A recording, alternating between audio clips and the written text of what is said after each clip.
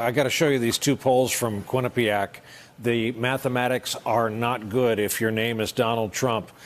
First of all, this measures the Speaker of the House against the President of the United States. Who do you trust? Respondents answered Pelosi over Trump, 49-42. I'm guessing that'll get his attention, as will this. His approval underwater, 57-38. And John, that's an existential threat to his presidency, yes, but that also represents kind of a numeric challenge to his presidency. It's true, although let's remember, this president, and this is a pattern we've seen in with recent presidencies, but it's much more acute in this one, has got a ceiling and a floor that are not that far apart, Brian. There's only so high a president as polarizing and controversial as Donald Trump is going to go. There's only so low he's going to go. Given the solidness of his support. I think it seems to me at the moment he's very close to that floor. What is he left to say in a State of the Union, John? Can you guess at it? This is going to be unlike any other State of the Union in modern times. Not many people in that chamber will share his number one priority of a wall. No, and not many people will be, certainly not his fellow Republicans, will be applauding the tactics that he's used over the past couple of months to try to push for that wall. It's been very unpopular with rank and file Republicans. They know they lost that confrontation with Nancy Pelosi. President Trump, remember, he has been effective in this format. He was not effective in his Oval Office speech a few weeks ago. But if you go back to his first address to Congress, people were saying, gosh, that actually sounded more like a traditional president that we're accustomed to hearing at an address to a joint session of Congress. So, I mean, it's certainly an opportunity for him to be seen, try to be seen at least somewhat in a presidential light. Over the past couple of months, he's not been seen in a classic presidential way. He's been seen as preeminently a partisan figure and a divisive figure. That's a terrible place for any president to be, and it's reflected in Donald Trump's terrible numbers. Madam Speaker. Yes, ma'am. The president just said that he will declare a national emergency when he signs this bill. Do you still plan to file a legal challenge if and when he does that, and how quickly would you do that? Did I ever say I was filing a legal challenge? You said Democrats would I may. challenge it. That's an option, and we'll review our options. But it's important to note that when the president declares this emergency, first of all, it's not an emergency, what's happening at the border. It's a humanitarian challenge to us. The president has tried to sell a bill of goods to America. But putting that aside, just in terms of the president making an end run around Congress, here he said, let us respect what the committee will do, and then walks away from it. But in any event, the president is doing an end run about Congress, about the power of the purse. You've heard me say over and over again, Article 1, the legislative branch, the power of the purse, the power to declare war, many other powers listed in the Constitution, and, of course, the responsibility to have oversight. So the president is doing an end run around that. We will review our options. We'll be prepared to respond appropriately to it. I know the Republicans have some unease about it, no matter what they say, because if the president can declare an emergency on something that he has created as an emergency, an illusion that he wants to convey, just think of what a president with different values can present to the American people.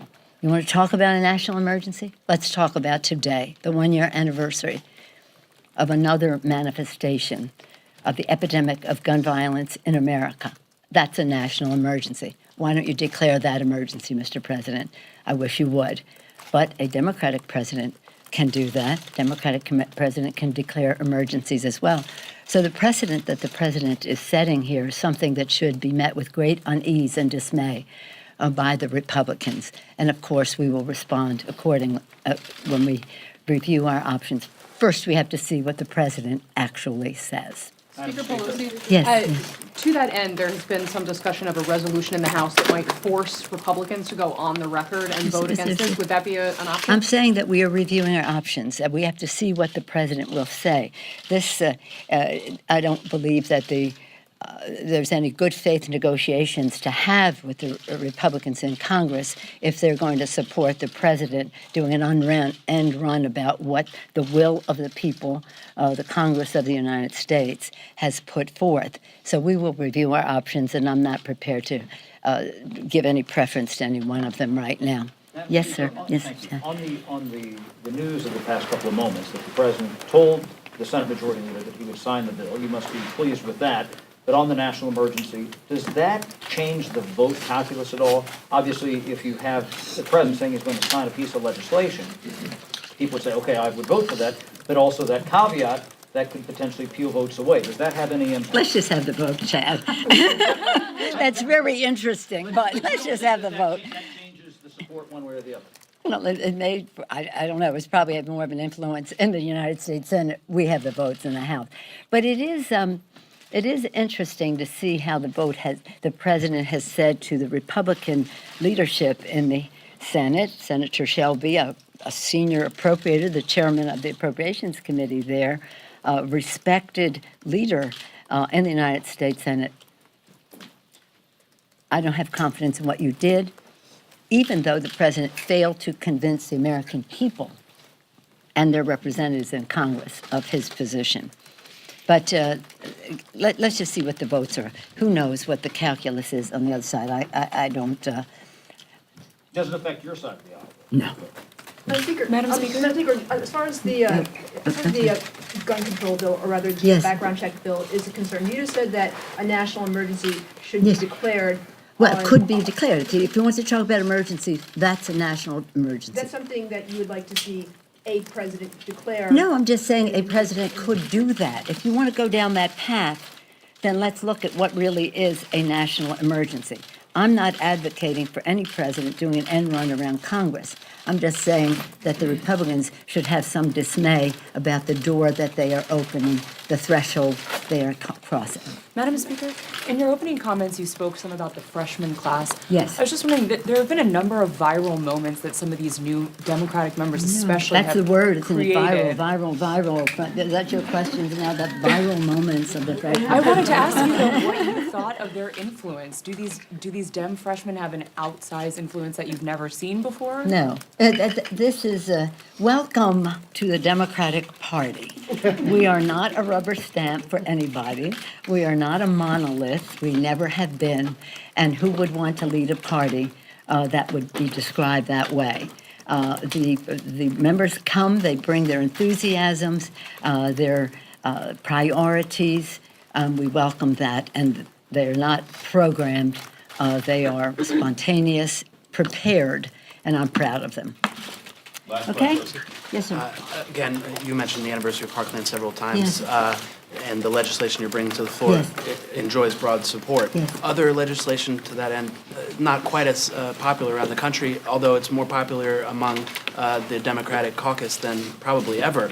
Are you committed to bringing to the floor some further legislation to that end, such as the restoration of the ban on assault-style weapons? Well, the committee, the Judiciary Committee and the committees of jurisdiction will review any proposals that we have on any subject. And what they have prioritized, and we have, in addition to the committee, we have a task force headed up by Congressman Mike Thompson of California, has worked in a bipartisan way to protect the American people. What are the measures that save the most lives? And how do we get them into law? A proposal that turns into legislation, that it passes as law, that makes a difference in the lives of the American people. And it's up to the committee and the task force to make their proposals as we go forward. We do think that keeping guns out of the hands of people who shouldn't have them probably saves the most lives. Thank you all very much. Thank you. Oh, happy Valentine's Day. All we need is love and chocolate, right? What time are you voting? Can we still go to Valentine's Day dinner? That would be the hope. It depends on how soon the Senate takes up the bill. We said that we wouldn't vote before 6:30 because that's when our members come back from North Carolina. But we hope not to have it be 1 minute after that. So you'll have time for dinner. Thank you all very much.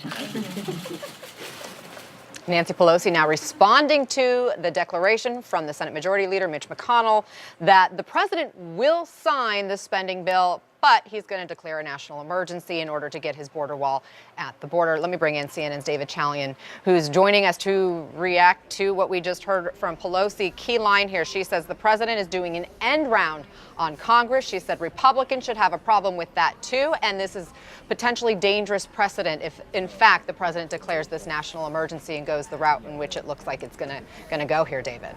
That's right, Anna. You saw she was trying to do two things at the same time. One, say, hey, no president should be doing this. Don't do an end run around Congress. But hey, I also want to tell you, if there's a Democratic president one day, perhaps he or she will declare the Democratic Party's policy initiatives to be an emergency. She used today's anniversary of the shooting in Parkland as an example. She said that perhaps a Democratic president would make the guns crisis in the country, as they see it, a national emergency, and that may be something that Republicans look back on this day and realize that by going along with the president in declaring a national emergency, it opens the door to that kind of precedent. When pressed on that, she said, but most of all, she's not in favor of any president of any party trying to do an end run around Congress. And most Americans don't even support an emergency. What do the polls say on this? Yeah, this is amazing. When we were in the field last week with our poll asking this question, you see on the screen there, 2/3 are not in favor of it. But as we discussed at the time, this is the bind that Donald Trump was in. Whether he took a position here of being in favor of a national emergency action, even though the country's opposed to it, but Republicans are fully supportive of it. I mean, 64% of Republicans are in favor of using this tool of a national emergency to achieve this goal and fulfill this campaign promise. Conservative Republicans, even at a greater number, support it. So the president's base is going to be quite pleased with this decision to enact here a national emergency to achieve this fundamental promise that he has made over and over again. It is their way of victory, that he doesn't retreat here, even though he's signing a government funding bill that doesn't necessarily make conservatives sort of sing with joy.